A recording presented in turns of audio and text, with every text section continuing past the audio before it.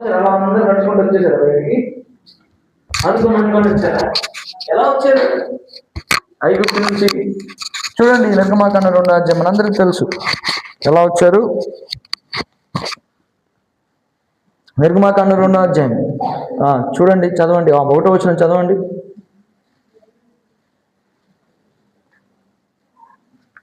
నిర్గమాకాండము 2వ అధ్యాయం 1వ వచనం పెద్ద చదవండి.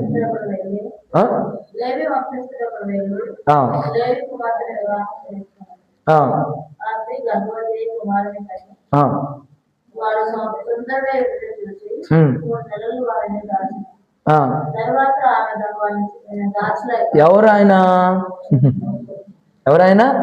మోషే.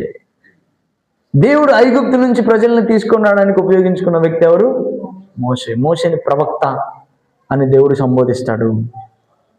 ప్రవక్తను పంపించాడు. దేవుడు ఎప్పుడైతే పీపుల్ని బ్లెస్ చేయాలనుకున్నప్పుడు దేవుడు ప్రవక్తల్ని పంపించాడు అనేది మనం చూస్తాం. ఇంకా అదే నిర్గమాకాండం 3వ అధ్యాయంలో మళ్ళా మోషే బయటకు వెళ్ళిపోతే మరలా దేవుడు ఏం చేస్తాడు? 3వ అధ్యాయంలో 3వ అధ్యాయం 1వ వచనం చదవండి. పెద్ద చదవండి.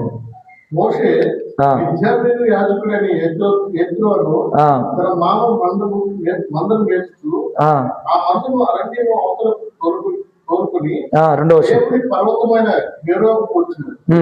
ఒక పొదను నడిమిని అగ్ని జ్వాలలో యెహోవా దూత అతనికి మళ్ళా యెహోవా దూత ప్రాఫెట్ కి ప్రత్యక్షమై, మోసెస్ కి ప్రత్యక్షమై, మోషేకి ప్రత్యక్షమై అతడు చూసినప్పుడు అగ్ని వలన ఆ పొద మండుచుండెను, కానీ పొద కాలిపోలేదు.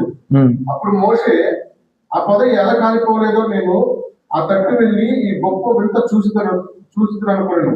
చూడండి 7వ వచనం రండి.